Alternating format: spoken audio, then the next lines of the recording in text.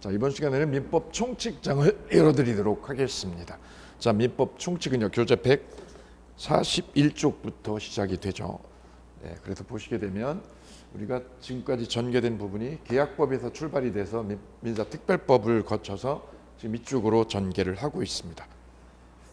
책의 편제는 이렇게 되어 있지만 계약법부터 다루게 된 이유는 계약법의 내용을 다루어 주어야 민법 총칙이 훨씬 더 잘 정리되고 잘 접근할 수 있기 때문입니다. 오늘 그 이유를 명백하게 여러분 눈으로 확인할 수가 있겠습니다. 자, 그러면 오늘 준비한 민법 총칙 함께 하시겠습니다. 자, 민법 총칙은요, 교재 141페이지에 보시는 것처럼 이렇게 6가지 내용을 가지고 있습니다. 민법 총칙 체계도를 보시게 되면 첫 번째요, 권리 변동이라는 주제가 나오고요. 문항 수는 한 문항. 두 번째, 법률의 의 2개 내지 3개 문제가요. 그 다음 이어서 세 번째요, 의사표시죠. 여기도 2개 내지 3개 정도가 출제가 되고 있습니다. 그 다음 네 번째죠, 대리 파트. 3문제 정도. 그 다음 무효 취소 파트 2문제, 무효 1문제, 취소 1문제. 그 다음 마지막 조건과 기한 묶어서 1문제. 이렇게 총 6개로 연결이 되어져 있습니다. 이것이요, 이렇게 6개로 나눠져 있지만 제가 이 끝부분에 가시면 이 전체가 하나라는 거예요. 이 전체가 하나라는 걸로 제가 여러분한테 딱 설명을 드리겠습니다. 우선 편의상 6개로 구분지어서 설명을 전개해 나가도록 하겠습니다. 그러면 순서상 맨 앞부분에 있는 권리 변동 맨 앞부분부터 보도록 하겠습니다. 자, 권리가 변동한다라고 되어 있는데 교재 보시게 되면요, 142쪽이죠. 2장에 보면 권리 변동이라고 되어 있는데 권리가 변동한다라는 말은 이런 의미를 가지고 있어요. 권리가 생겨서 생기는 거를 발생이라고 그러죠. 한자로는 득이라고 해요. 득, 얻을 득. 권리가 생겨서 그 다음에 권리가 변하고 권리가 소멸하는 거죠. 이를 묶어서 이 세 개를 묶어서 뭐라고 그러냐면 권리 변동이다 이렇게 얘기를 해요. 그러니까 권리가 변동한다라는 개념에는 세 가지가 다 들어있다는 거죠. 권리가 생겨서 태어나서 변해서 죽고 사라지는 거죠. 이를 한자로 표현하면 뭐라고 그러냐면 득실 변경이라고 표현해요. 그래서 여러분 책에 권리 변동이라고 되어져 있는데 그 권리 변동 옆에다가 이거를 써주시면 좋을 것 같아요. 뭐라고 적어두시느냐? 득, 그 다음 실, 변경. 이렇게 써주시면 이 단어의 의미가 이름하여 권리 변동을 함축하고 있다 이렇게 이해하시면 좋을 것 같아요. 이 단어가 여러분 뒤에 물권법에다 또 한 번 또 쓸 거기 때문에 꼭 기억을 해주시면 도움이 되시겠습니다. 자, 그럼 이 이야기를 풀어가기 위해서 이야기를 하나 가져오도록 할게요. 우리 압구정 현대아파트가 강남에서 아주 좋은 아파트로 소문이 나 있고 그리고 가격도 아주 좋은 가격을 형성을 하고 있습니다. 그 압구정 현대아파트가 언제쯤 지어졌는지 혹시 아시나요? 나이가 좀 연령이 되신 분은 이 스토리를 알고 계실 거예요. 1976년도에 지어진 아파트입니다. 현대건설이요, 경부고속도로 건설을 할 때 장비를 보관하기 위해서 사둔 땅이라고 합니다. 거기다가 아파트를 지었던 거죠. 그래서 애초에는 모래밭 내지는 채소밭으로 되어져 있었다고 해요.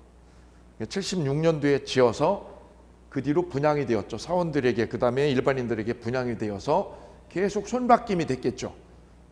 그리고 이제 지금은 철거를 해서 새로 재건축하려고 하는 그런 상황에 놓여져 있습니다.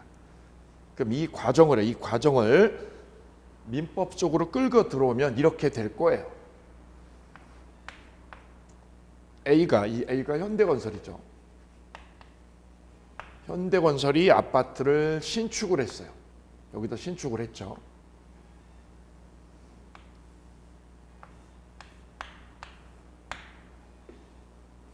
(1차부터) 여기 현대건설이 14차까지 이렇게 분양이 되어졌다고 그래요.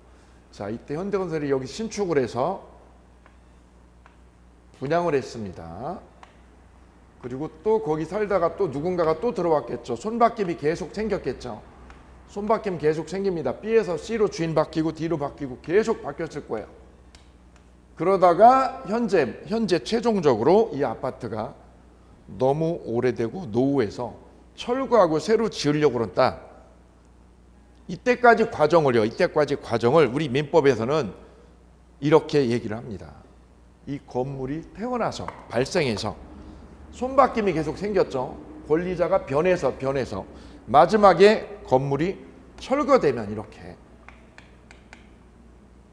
이 건물에 있는 물권은 소멸하게 되죠. 사라지게 되죠. 이 과정을 물권이 태어나서 사라지고 변하는 과정, 이 과정을 분석적으로 연구하고 정리하기 위해서 개념적 도구를 하나 데리고 왔어요. 그 개념적 도구가 뭐냐? 바로 이 개념입니다. 권리가 발생하고 변하고 소멸하는데 이를 학문적으로 분석적으로 고찰하기 위해서 필요한 개념, 바로 권리가 처음으로 태어난 것을 우리 민법학에서는 원시취득이다, 이런 개념을 붙였어요. 그러면 이 건물, 현대 아파트가 최초로 지어진 거는 1976년이죠. 76년 뒤에 이 현대 아파트는 최초로 원시취득을 한 거죠. 누가요? 분양받은 사람인가요? 최초로 지은 사람인가요? 바로 지은 사람이죠. 현대건설이 최초로 지어가지고 건물의 소유권을 취득한 거예요. 이게 원시취득이 되는 거죠. 그래서 이 아파트를 최초로 취득한 거는 이쪽이다. 현대건설이다. 이쪽을 원시취득자. 분양받은 B, 그리고 B로부터 넘겨받은 BCD를 뭐라고 그런다? 우리는 넘겨받은 사람. 현대건설을 통해서 소유권을 넘겨받은 사람을 우리는 승계취득이다, 이렇게 얘기합니다. 그래서 A를 제외한 B, C, D는 다 뭐가 되는 거죠? 승계취득자가 되는 거죠. 이렇게 승계취득했다. 그래서 권리가 태어나는 모습에는 두 가지 태양이 있는 거예요. 하나는 최초 취득한 원시취득. 그 최초 취득한 원시취득자로부터 넘겨받은 사람을 우리는 몽땅 총칭해서 뭐라고 그래요? 승계취득이다, 이렇게 명명을 합니다. 자, 이 개념적 특징 정확히 이해가 되실 거예요. 그래서 책에 보시면 원시취득이란 권리를 뭐한 사람? 최초로 취득하는 것을 말하고, 예를 보실까요? 그 예가 우리 시험에 종종 출제가 되는 거예요. 빌라를 신축해서 건축주가 건물의 소유권을 뭐한 사람? 처음으로 취득하는 것. 옆에요. 건물 신축이라고 되어 있죠. 그 신축에 밑줄 그어보실까요? 이쪽이 원시취득이다. 두 번째 보시면 주인이 없는 물건을 선점해서 소유권을 취득하는 것. 여기서 주인이 없는 물건을 소위 우리는 뭐라고 하냐면 무주물이라고 이름 붙여요. 무주물에 밑줄 그어볼까요? 우리 도시어부라는 프로그램에 보시면 바다 낚시를 하잖아요. 이때 낚시를 던지죠. 어디다? 바다에. 그 바다 안에 있는 물고기는 민법학에서 뭐라고 얘기하냐면 무주물이라고 그래요. 주인 없는 물건이죠. 그 물고기는 누구 거냐? 잡은 사람. 맨 먼저 잡은 사람이 그 물고기의 주인이 되는 거죠. 이를 무주물 선점했다라고 하죠. 무주물 선점했다. 바로 잡은 사람. 물고기를 잡은 사람이 최초 취득자, 원시취득자가 되는 거죠. 그리고 세 번째요. 잃어버린 물건을 내가 길에서 주었다. 그러면 그 주운 사람을 습득자, 유실물을 습득해서 습득자가 그 물건의 최초 취득자가 된다, 이렇게 얘기를 합니다. 그래서 건물 신축뿐만 아니라 이렇게 건물을 신축하는 것뿐만 아니라 두 가지 예를 더 보셨어요. 원시취득의 사례로 무주물을 선점하는 것, 유실물을 습득하는 것도 뭐에 해당되더라? 원시취득에 들어가더라. 이걸 꼭 가져가시면 좋겠습니다. 이 부분이 종종 출제가 된다는 거죠. 그래서 그 예에 해당되는 부분 거기에다가 별표 하나 넣어주시면 될 거예요. 이어서 승계취득에 대해서 살펴보도록 하겠습니다. 승계취득은 B, C, D가 A가 지은 건물을 넘겨받았다는 거죠. 넘겨받기 위해서는 누군가가 맨 처음 지어놓은 누군가가 있어야 돼요. 앞에. 그래서 승계취득은 다른 사람을 통하여 권리를 뭐하는 거? 이전이요. 이전받아 취득하는 거를 승계취득이다, 이렇게 얘기합니다. 그 승계취득에는 다시 두 가지 모습이 있어요. 두 가지 모습이. 자, 여기 볼까요? A가 지은 빌라를 B가 넘겨받고 B는 C에게, C는 D에게 넘어갔죠. 소유권이 계속 어떻게 해요? 이렇게 이전해서 넘어가죠. B에서 C로, C에서 D로 계속 소유권이 넘어가죠. 이를 뭐라고 표현하느냐? 이전적 승계라고 그래요. 이전하고 있어. 소유권이 이전하고 있어. 이렇게. 매매로요. 매매로 소유권이 계속 이전하는구나. 매매로 소유권이 이전해요. 소유권이 손바뀜이 생기죠. 손바뀜이 계속 생기는 거를 우리는 뭐라고 표현해요? 이전적 승계라고 그래요. 그럼 여기 있던 소유권이 누구한테요? C에게 있던 소유권이 누구한테요? D에게. 소유권이 계속 이전하죠. 손바뀜이 생기는 거죠. 손바뀜이 생기는 거를 이전적 승계. 반면에 B가요, 이렇게 매매로 팔아넘긴 게 아니라 B가 은행에 가서 이 집을 담보로 대출을 빼냈다. 저당을 잡혔다고 해볼까요? 그러면 저당을 잡히게 되면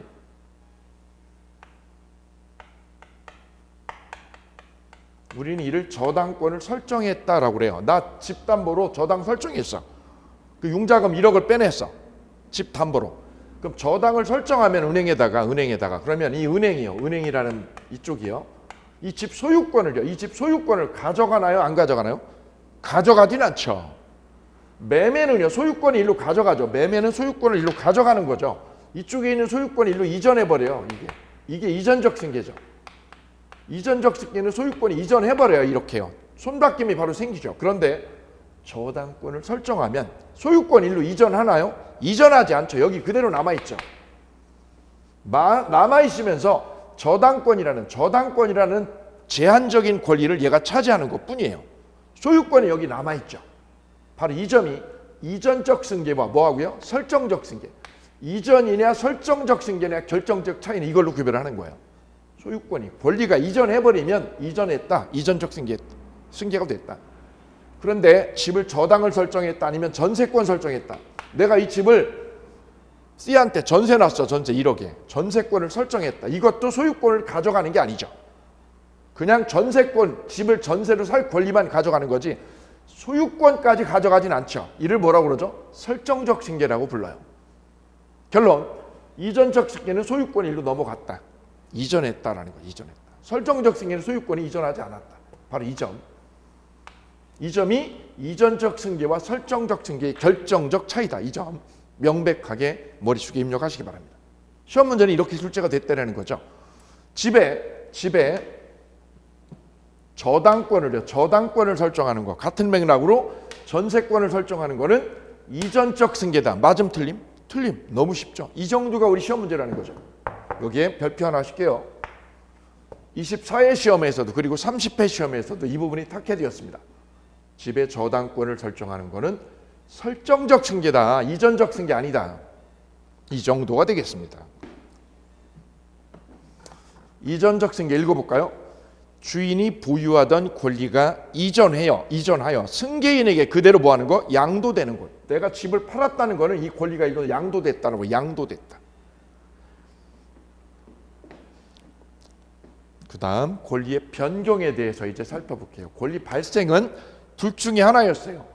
원칙취득이나 승계취득이나 둘 중에 하나로 맥락을 잡으시면 됐고요. 그 승계취득에 두 가지가 있었다는 거죠. 이전적 승계냐 설정적 승계냐. 이거 차이를 정확하게 때려주는 것. 여기가 출제 포인트. 두 번째는 권리가 바뀌는 거죠. 권리가 바뀌는 거에는 세 가지 모습, 세 가지 태양이 있어요. 하나는 주체가 바뀌는 거. B에서 C로 D로 주인이 바뀌었죠. 현대아파트 주인이 바뀌어서 주인이. 이를 무슨 변경? 주체 변경. 당연하군요. 어떻게 하면 바뀌어요? 매매가 되면요. 매매로 주인이 바뀌는 거죠. 매매로. 그럼 매매로 주인이 바뀌는 거를 우리는 뭐라고 그랬죠? 승계취득.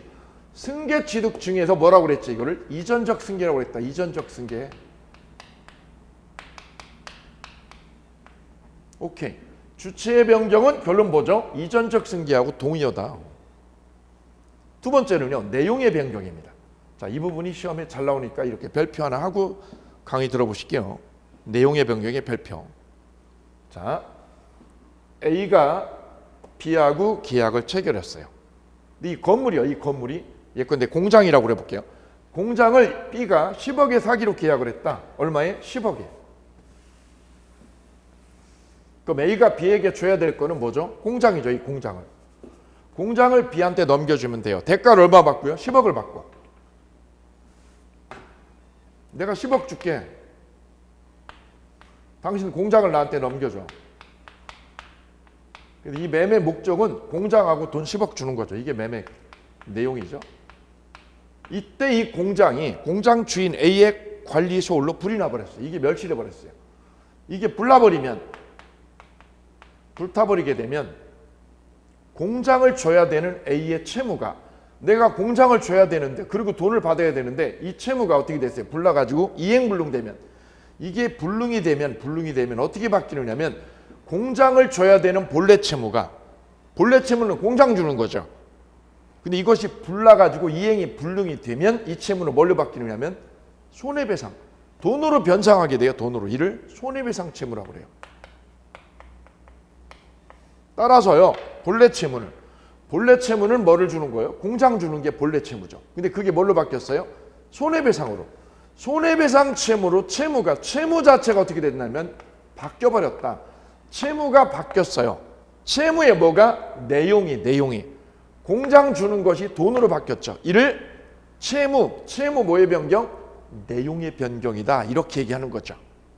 이 부분 조금 어려우니까 한 번 더 들어주시면 도움 되겠습니다. 공장 줘야지. 근데 그게 불나가지고 뭘로 줘? 손해배상으로, 돈으로. 이를 주체 변경하고 구별해서 내용의 변경이다. 이렇게 이해하시면 깔끔하겠습니다. 세 번째, 작용의 변경은 어렵지 않아요. 우리가 은행에서 대출을 빼내죠. 근데 1번 저당권이 국민은행, 2번 저당권이 기업은행 이렇게 돼 있다고 그러면 1번 저당권의 대출금을 싹 갚아버리면 1번 저당권은 날아가죠. 날아가게 되면 2순위 저당권은 어떻게 해요? 1순위로 밀고 올라와요. 이를 작용의 변경이다. 이렇게 얘기를 합니다. 읽어볼까요? 1번 저당권이 채무자의 채무 변제로 소멸하게 될 때 2번 저당권의 순위가 1번으로 어떻게 하게 돼요? 상승하게 되죠. 이를 작용의 변경이라고 그래요.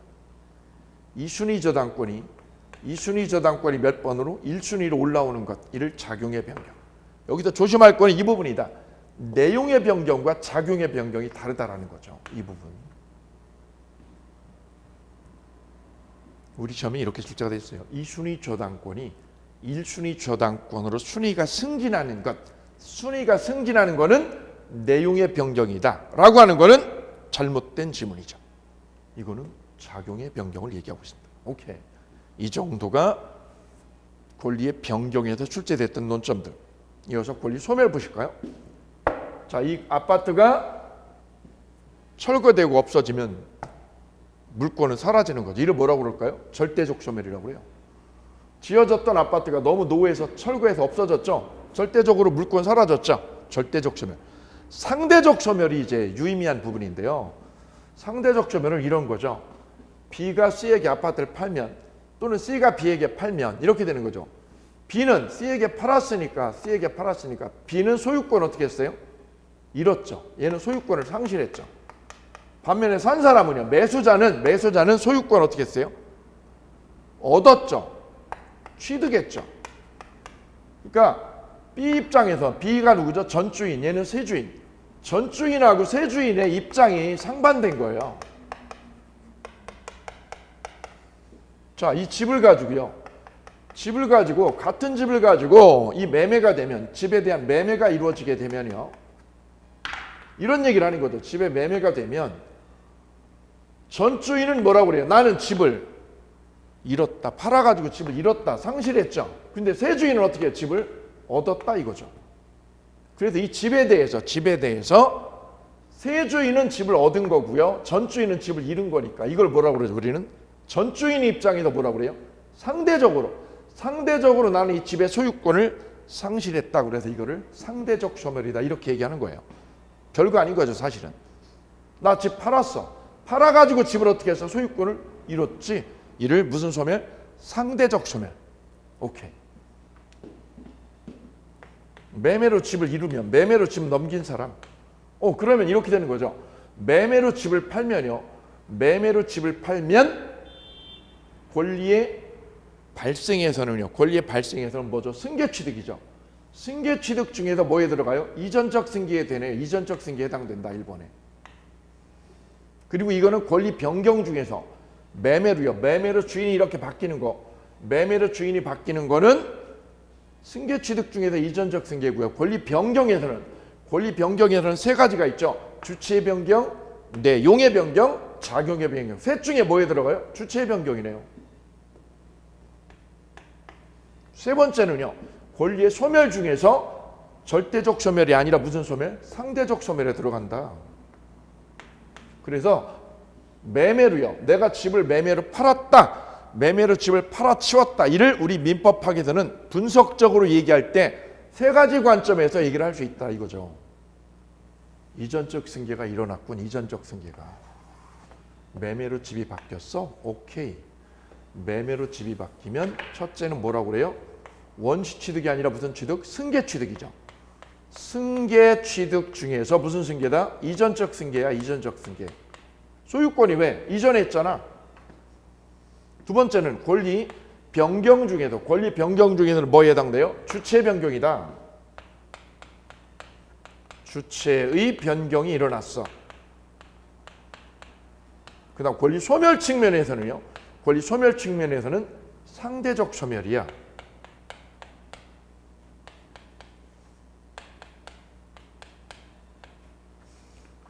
매매라는 현상 하나로 소유권이 손바뀜이 되는 거를 우리 민법학에서는 분석적으로 세 가지로 고찰을 할 수 있겠다 이런 얘기죠. 별거 아닙니다. 어쨌거나 이 개념 그리고 이 개념 꼭 간직하시면 좋겠습니다. 그래서 첫 번째 장에 권리 변동에 관한 몇 가지를 살펴보셨고 이어서 권리 변동이 그럼 왜 일어나느냐 이 부분 잠깐 살펴볼게요. 권리가 저절로 바뀌는 건 아니죠. 이렇게 집 져놓은 게 아파트가 저절로 바뀌나요? 이 집이 이렇게 소유권이 왜 손바뀜이 생겼을까요? 보통은 매매로요. 매매가 일어나게 되면 손바뀜이 생기죠. 이렇게요. 보통은 매매죠. 집을 매매로 팔아야 손바뀜이 생기죠. 근데 매매로만 손바뀜이 생기나요? 그건 아니죠. 주인이 갑자기 사망하면. 첫 번째는 매매고요. 두 번째는 A가 어떻게 하면? 사망해도 손바뀜이 생겨. 이렇게 아들한테 이 주인이 바뀌게 되죠. 그래서 이 집에 손바뀌며 주인이 바뀌게 되는 가장 결정적 원인, 즉 권리가 변하는 원인에는 뭐가 있느냐? 아주 크게 두 가지 태양이 있어요. 두 가지 모습이. 바로 이 매매라고 하는 법률행위와 매매를 우리는 통칭해서 법률행위라고 하고요. 또 하나는 사망이 일어나게 되면 아버지가 사망했다. 그럼 누가요? 아들이 물려받겠죠. 아들이 아버지의 재산을 몽땅 포괄적으로 다 가져가요.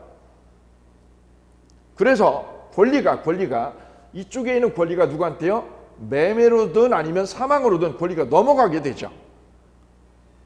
그래도 모든 권리가 변하게 되는 원인을 우리 민법학에서는 딱 두 가지로 묶어가지고 정리를 해버립니다.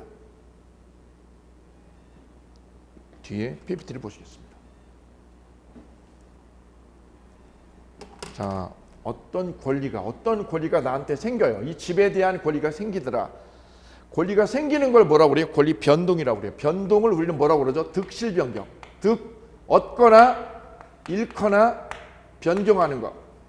득실 변경이 권리 변동이라고 그랬어요. 권리가 변동하는 원인에는 보통 매매가 있고 또 하나는 뭐가 있어요? 상속이 있어요. 아버지가 사망에 의해서. 아버지가 사망하면 상속이 일어나죠. 근데 매매는 뭐죠? 내가 원하는 계약을 체결해서 권리를 집을 가져온 거예요. 내가 원해서죠. 내가 원하는 대로. 내가 원하는 의사대로요. 내가 원하는 뭐대로? 의사대로. 내 의사대로 집을 가져온 거야. 이걸 법률행위라고 불러요. 법률행위. 즉 계약을 한 거죠. 내가 매매라고 하는 뭐를 하게 되면 계약을 하면 내가 원하는 집을 내가 가져와요. 저 현대아파트를. 내가 원한 거야. 그거는. 내가 30억에 사기를 원해서 그 집을 가져온 거예요. 이를 뭐라고 그래요? 법률행위라고 그래요. 그래서 앞으로 계약을 뭐라고 읽으면 좋아요? 법률행위라고 읽어주면 딱 맞아 떨어져요. 그런데 계약을 안 해도 나한테 집이 생기더라. 어떻게 하면? 사망했어요. 그랬더니 상속을 시켜줘요. 상속을. 아버지가 사망하면 아들한테 상속을 시켜줘. 이건 누가요? 내가 원해서요? 아니에요. 법에 의해서. 법률의 규정에 의해서 아버지가 사망하면 재산을 나한테 물려주더라. 나한테 집이 생기고 빚도 생겨, 빚도. 보니 재산 관계를 뜯어보니 아버지가 아파트만 준 게 아니라 그 아파트에 뭐가요? 대출금하고 기타 등등 부채가 많았어요. 그 부채까지 어떻게 하죠? 포괄적으로 나한테 다 넘겨줘요. 이를 상속이라고 그러죠. 이는 법률의 규정, 법의 규정에 의해서 재산권이, 권리가 생기는 거예요. 그래서 권리가 생기는 커다란 태양 모습 두 가지를 딱 찍어내라 그러면 두 가지가 있는 거. 하나는 법률 행위, 두 번째는 법률 규정. 이 두 가지를 꼭 데려가셔야 돼요, 머릿속에. 이 두 가지 분석 도구는 민법 총칙의 자리를 하고 있지만 물권법에 그리고 계약법에서 계속 등장하게 돼요. 이 두 가지 분석 도구 개념 머릿속에 꼭 저장을 해두시고요. 이렇게 자리를 잡으시면 돼요. 권리가 변동하는 태양 모습에는 두 가지가 있다. 계약으로 권리를 변동시키더라. 그를 뭐라고 그런다? 법률행위라고 그런다. 그래, 앞으로는 계약을 뭐라고 읽어도 돼요? 법률행위라고 읽어도 좋아요. 두 번째는 법률의 규정에 의해서, 법에 의해서도 권리가 생기더라. 그러니 권리가 태동하고 변하는 메커니즘에는 두 개가 자리하고 있는 거다. 이렇게 머릿속에 저장을 해두시면 이 앞부분이 좀 어려운 부분인데요. 이 어려운 부분을 깔끔하게 잘 치고 나가고 있다. 이렇게 정리할 수 있겠습니다. 그래서 145페이지에 1번의 법률행위 개념 볼게요. 법률행위 개념.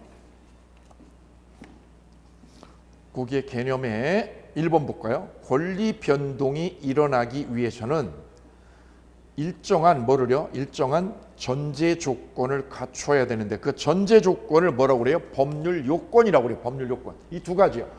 법률 행위하고 법률 규정이죠. 이 두 가지를 묶어서 상위 개념을 뭐라고 그래요? 법률 요건이라고 불러줍니다.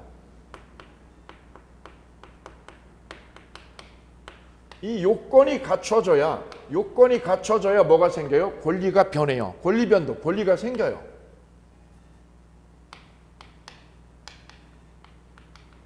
발생, 즉 권리의 변동이 생겨 득실 변경이 일어나요. 권리가 발생하게 되는 전제 조건 이를 뭐라고 그래요? 법률 요건이라고 그래요. 야, 권리가 어떻게 생겨? 법률 요건이 있어야지. 그 법률 요건 안에 뭐가 있는 거야? 크게 두 개가 있는 거야. 이렇게 크게 두 개가.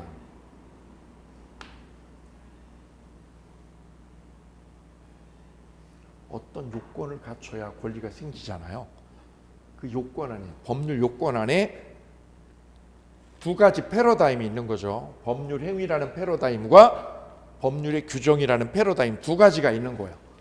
이 두 가지에 의해서 대한민국에 있는 모든 개인에게 권리가 생겨요. 너 집 어떻게 생겼어? 매매로 샀잖아. 매매를 뭐라고 그래요? 법률 행위로. 내가 법률 행위 해가지고 압구정동 현대아파트 301호 샀어. 30억에. 법률 행위 했구나. 법률 행위를 해서 네가 집을 가져왔구나. 두 번째는요.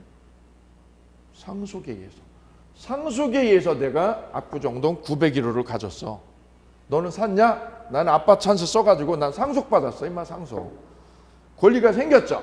생겼는데 이거하고 메커니즘이 달라. 이거는 내가 원하는 계약을 해서고 이거는 뭐에 의해서? 법에 의해서 아들에게 재산이 상속이 일어났어요. 오케이. 이 두 가지를 묶어서 뭐라고 그래요? 법률 요건이라는 개념을 쓰기도 합니다. 어쨌거나 이 두 가지를 꼭 저장을 해 두실게요. 그리고 이어서 3장으로 넘어가셔서 이제 법률 행위를 보고자 합니다. 자, 우리 지금 진행 순서가 어떻게 되냐면 1장에서 뭐를 공부하셨나요? 권리 변동을 맨 처음에 펼쳐드렸어요. 권리 변동이죠. 권리가 득실 변경. 이 권리가 태어나죠. 권리가 어떻게 태어나요? 원시 취득 아니면 승계 취득으로 태어나요. 그럼 이 권리 변동은 왜 일어나게 돼요? 왜? 권리가 태동하게 되는 원인. 왜? 원인에는 뭐가 있어요? 어떤 요건이 있죠. 요건이 작용해야 권리가 득실 변경, 권리가 생기거나 없어지거나 하죠. 그 요건을 뭐라고 그래요? 법률 요건이라고 그래요. 그 법률 요건 안에, 커다란 법률 요건 안에 뭐하고 뭐가 있어요? 법률 행위와 법률의 규정이 있죠. 근데 법률의 규정은 법이 정한 대로 하면 돼요. 법이 정한 대로. 바로 이 법률 행위가 두 번째 나오게 되는 거예요. 권리 변동이 첫 번째 장. 두 번째, 권리 변동이 왜 일어났어요? 법률 행위라는 뭐를 해서 계약을 했기 때문에. 집에 매매 계약을 해서 내가 권리가 생기게 됐죠. 바로 1장이 권리 변동, 2장이 법률 행위 이렇게 나오게 된 거예요. 그래서 2장 이쪽을 넘어가게 되는 거죠. 자, 이제 책 147페이지 법률 행위가 우리 앞에 펼쳐지게 됩니다. 자, 그러면 법률 행위에 대해서 이제 펼쳐드리도록 하겠습니다. 자, 이어서 법률 행위 장을 같이 살펴보도록 하겠습니다. 우리가 아파트를 지어서 분양을 하고 매매를 하거나 아니면 은행에 저당을 설정하고 1년에 거래를 하게 되죠. 이때 거래는 매매도 거래의 일종이고요. 그 다음에 B가 C에게 증여를 했어요. 이것도 거래 행위의 일종이고요. C하고 D는 교환 계약을 했어요. 교환은 재산권하고 재산권을 맞바꾸는 형태죠. 그리고 D는 E라는 은행에 가서 대출을 받았어요. 대출, 저당 설정했어요. 아니면 전세권 설정도 했어요. 1년에 거래 행위를 하게 되죠. 여기를 보시게 되면 이는 공통적인 특징이 있는데 하나가 뭐냐면 그 공통된 특징이 뭐냐면 자기네들끼리 자기가 원해서 집을 파는 거고 원해서 증여를 한 거고 원해서 교환 계약을 한 거고 자기가 원해서 은행에다 대출을 빼낸 거죠. 자기 의사로 이루어진 거예요. 자기 의사로 어떤 계약을 했죠. 이런 계약을 우리는 통칭해서 이런 계약을 통칭해서 우리는 뭐라고 불러주느냐? 법률행위라고 불러줘요. 이걸 통칭해서 한꺼번에 분석하기 위해서 끌어들이는 개념이에요. 그래서 앞으로는 법률행위라고 쓰고 뭐라고 읽어주면 좋아요? 계약이라고. 그러면 딱 감겨 들어옵니다. 앞으로는 법률행위라고 쓰고 뭐라고요? 계약이라고 읽어준다. 그리고 옆에 법률행위 옆에 계약이라고 읽어줍니다. 그러면 깔끔하게 찰떡처럼 딱 붙어요. 그러면 90점이 돼요. 이제 나머지 10점은 내년 4월쯤에 거기다 10점을 플러스 알파 해주시면 됩니다. 자, 그래서 개념 정리가 되셨을 거예요. 간단하죠. 당사자의 의사표시에 의하여, 밑줄이 의사표시라는 건 뭐죠? 내가 원하는 거죠. 내가 원하는 의사표시에 의하여 법률 관계가 이루어지는 것을 총칭해서 뭐라고 그래요? 법률행위라고 한다. 이 법률행위는 당사자의 의사대로 내가 원해서 이루어진 거죠. 내가 원하는 의사대로 권리나 의무가 발생하는 것이 특징이라는 점이에요. 예컨대 매매 계약이나 교환이나 임대차 계약, 이건 뭐죠? 다 계약이죠. 채권 계약이라고 그래요. 채권 계약. 두 번째, 저당권이나 전세권 설정하는 거는 물권 계약이라고 그래요. 이런 계약을 총칭하여서 우리는 민법 총칙에서 뭐라고 해요? 법률 행위라고 해요. 그래서 매매를요, 이 매매를 민법 총칙에서는 법률 행위라고 불러도 되는 거예요. 근데 계약법에서는 뭐라고 그래요? 계약이라고 그러죠. 계약. 같은 대상이 이름을 다른 곳에서 다르게 명명을 하게 되는 거죠. 여기 수험생이 계시면 이 수험생은 집에서는 엄마라고 그럴 거고요. 직장에서는 어떤 직위를 부를 거예요. 직장인. 그죠? 학원에 오면 수험생. 같은 사람이죠. 같은 사람을 놓고 이름을 각자 다르게 명명하는 거예요. 같은 맥락으로 이해하시면 좋겠습니다. 두 번째요. 법률행위의 요건 살펴볼게요. 자, 매매도 계약이고요. 증여도 계약이고 교환도 계약입니다. 이때 이 계약이요. 매매라는 계약이 또는 증여라는 어떤 계약이 효력이 생기는 거하고 계약이 체결된 거하고 다르다는 거예요. 계약이 뭐한 거? 성립된 거하고 계약이 뭐하는 거? 효력이 생기는 거는 구별된다.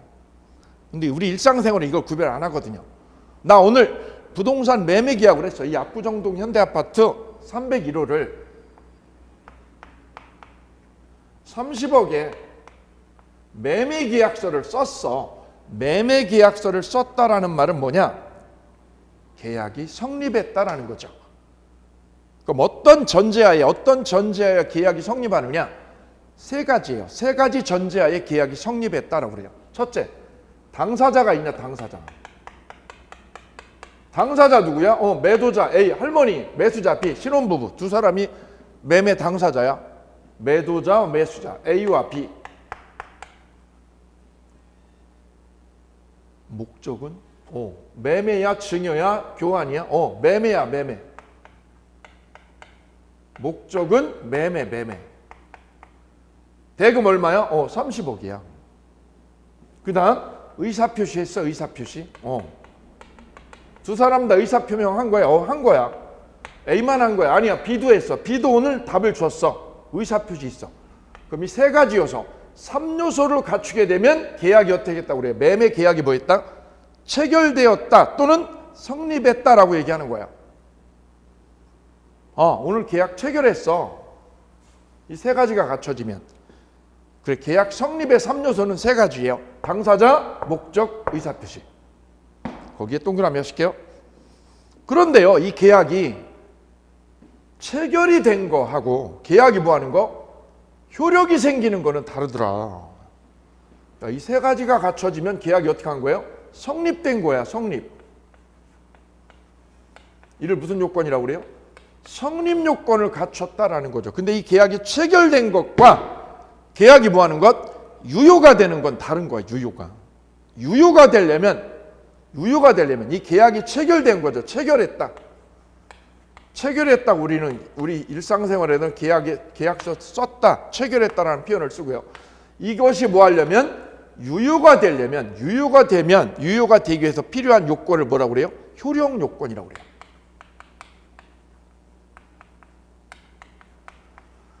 효력 요건하고 계약이 성립하는 요건은 구별이 되는 거예요. 그럼 이 계약이 효력 요건을 유효 요건이라고 해도 돼요. 유효 요건, 효력 요건. 유효가 될라 치면 어떤 요건을 또 갖춰야 되냐? 또 갖춰야 돼요. 이 당사자가 능력이 있냐? 능력 있어?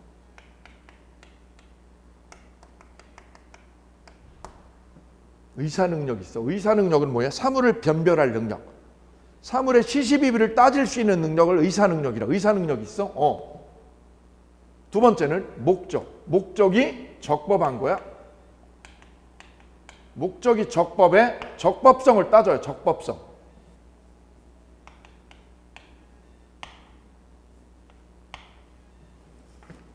가령 매매는 매매인데 말이죠. 건물 매매가 아니라 무슨 매매예요? 인신 매매면 그거는 불법이죠. 그러면 효력이 있어요? 계약을 했어도 인신매매 계약을 하면 그건 효력이 없어요. 왜요? 불법이잖아. 적법성 여부를 따져요. 세 번째는 의사표시가 하자가 없냐를 따져. 하자 없냐. 이거에 의해서 효력이요. 유효 요건을 갖추었느냐 못 갖추었느냐를 여기서 논하는 거예요. 그래서요. 뭐하고 뭐가 다른 거예요?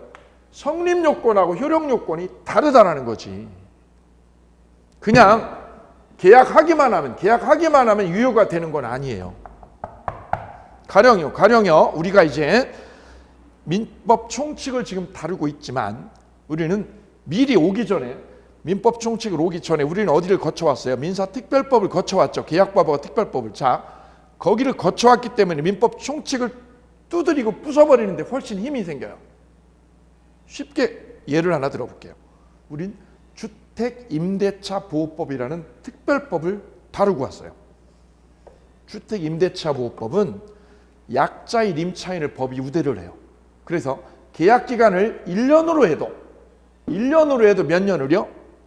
최단기간 2년을 살 수 있도록 최단기간 보장을 하고 있죠. 1년 약정해도 몇 년? 2년으로 본다라고 법이 명시를 하고 있습니다. 그러면 만약에 계약서에 주인하고 세입자하고 임대계약서에 이렇게 쓰면 어떻게 될까요? 1년이 지나면 계약기간 1년이라고 못을 딱 받고 1년이 지나면 뭐 하기로? 방을 무조건 비워주기로 한다라고 계약서에 쓰면 어떻게 될까? 이거는 그 계약은 체결이 된 거예요? 안 된 거예요? 체결이 됐어요. 누구랑? 당사자인 임대인하고 세입자하고. 목적은 임대로. 의사표시 2개 이루어졌죠. 계약은 체결이 됐어요. 체결이 되었는데 그 계약이 유효인지를 따져볼게요. 유효인지. 능력이 있어요. 둘 다 능력이 있는 사람들이에요. 의사 능력 있는 사람이에요. 행위 능력도 있어요. 행위 능력. 거래 계약을 유효하게 할 수 있는 행위 능력 갖췄어요. 능력도 있어요. 하자 있어요? 없어요. 근데 뭐예요? 법을 어겼어. 법을. 적법성 요건을 못 갖췄어요. 왜요? 주택임대차보호법에는 최소한 몇 년을요? 2년을 보장하도록 법이 명시했죠. 주임법에. 근데 이걸 어겨버리고 뭐라고요? 1년이 지나면 집을 비우기로 하는 계약은 적법성 요건을 못 갖췄죠. 그래서 이 계약은 성립은 된 거예요.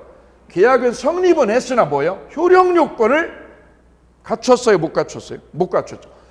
효력 요건을 못 갖추었으니까 뭐라고 그래? 이런 계약은 효력이 없다라고 하는 거죠. 무효다. 그래서 이 자리에서 이 부분에서 우리가 머릿속에 명징하게 정확하게 정리해야 될 부분은 성립 요건과 효력 요건이 다르더라는 거죠. 우리 일상생활은 이걸 구별을 안 하거든요. 나 계약서 썼어. 쓴 거하고 유효가 되는 거는 차원이 다르다. 인신매매 계약했어. 내가 사람을 10억에 사기로 하는 계약. 이거 계약할 수 있죠. 할 수는 있어요.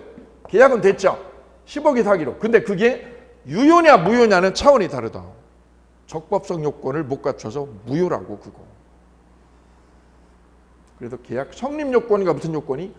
효력 요건을 구별하자라는 거죠. 여기서 포인트는. 그 효력 요건 별표하실게요. 효력 요건. 당사자가 능력, 권리 능력, 의사 능력, 행위 능력을 가질 것. 두 번째, 적법성의 별표. 적법성을 갖추었느냐. 세 번째, 하자가 없느냐. 세 가지를 꼭 따져줍니다. 그 다음 특별효력 발생 요건에 보시면 거기 별표 하나 해보실게요. 특별효력 발생 요건에 계약을 할 때 보면 계약은 체결을 하는데요. 이렇게 하는 거죠. 여기다 뭐를 집어넣냐면 계약 체결을 해요. 부동산 매매 계약을, 토지 매매 계약을 체결한단 말이죠. 이렇게요. 계약을 합니다. 10억에. 근데 여기다 뭐를 집어넣냐면 특약을 집어넣어. 특약을. 부동산 계약을 하면서 특약을 넣는다는 거죠. 특약을. 어떻게 해요? 어떻게?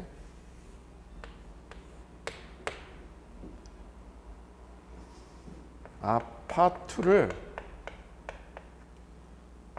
30억 이상에 팔아주면 30억 이상에 뭐 해주면? 팔아주면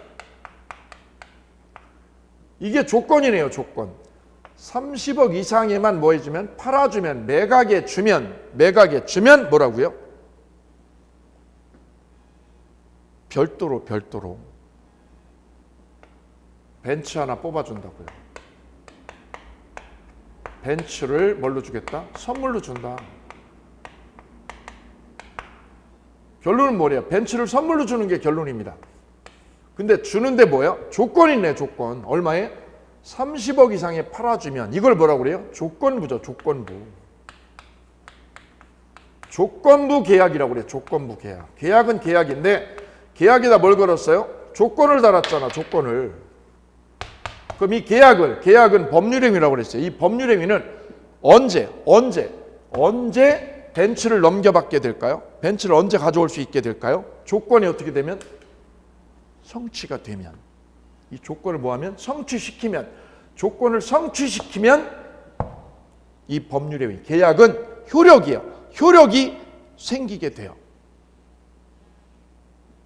이를 조건부 법률행위. 조건부 법률행위는 조건이 뭐 할 때? 성취할 때.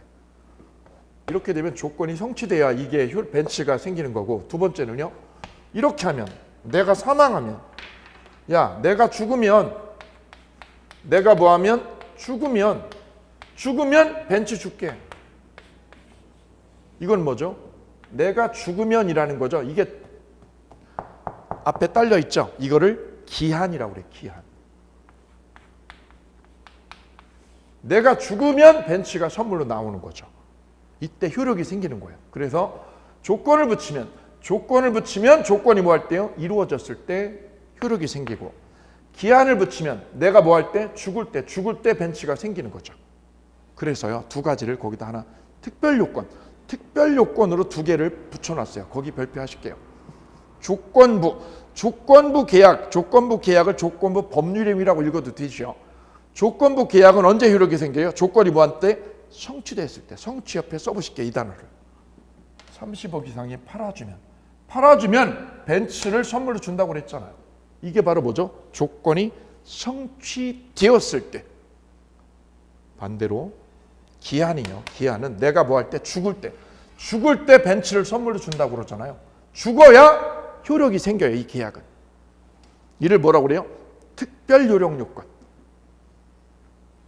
자, 그래서 법률행위의 요건 두 가지, 성립 요건과 효력 요건에 관한 논의를 이렇게 마치도록 합니다. 뒤에 구별할 개념 읽어볼까요? 장시간 교섭하다가 결국은 계약이 체결되지 않았어요. 결렬됐죠? 계약이 결렬됐어요. 이걸 뭐라고 그래요? 불성립이라고 그래요. 불성립. 두 번째, 오랜 진통 끝에 토지 매매 계약이 얼마에? 10억에. 10억이 어떻게 했습니다?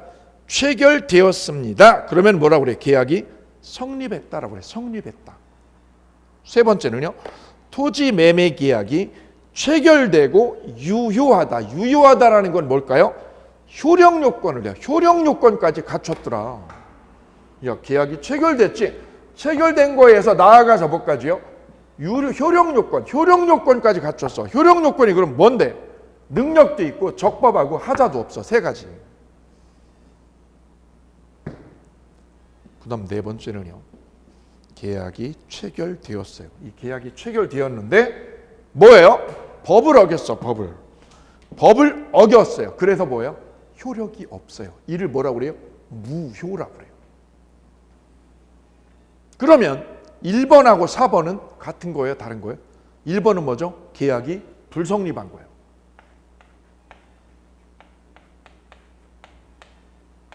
불성립했다라는 건 계약이 안 된 거죠. 결렬됐어. 계약 깨져버렸어. 무효는 뭐예요? 무효는 계약 안 한 거예요? 한 거예요? 한 거죠. 계약서에 도장 빵빵 찍었죠. 찍었는데 뭐야? 그 계약 내용이 법을 어떻게 했어요? 어겼어. 법을 어겨가지고 효력이 없는 게 무효예요. 그러니 불성립과 무효는 차원이 같다 다르다? 다르다. 불성립과 무효는 다르다. 무효는 계약한 거예요. 계약이 아예 안 된 거, 결렬된 게 불성립이고 무효는 계약이 된 거예요. 됐는데 뭐예요? 효력 요건이 탈락된 거예요. 오케이. 구별합시다. 성립 요건과 효력 요건은 다르더라. 두 번째 주제, 법률행위의 첫 번째 주제인 개념 문제, 두 번째 주제인 성립 요건과 효력 요건의 문제, 두 가지 주제를 법률행위 파트에서 정리를 끝냈습니다. 잠시 쉬었다가 우리는 법률행위의 종류에 대해서 같이 풀어가 보도록 하겠습니다.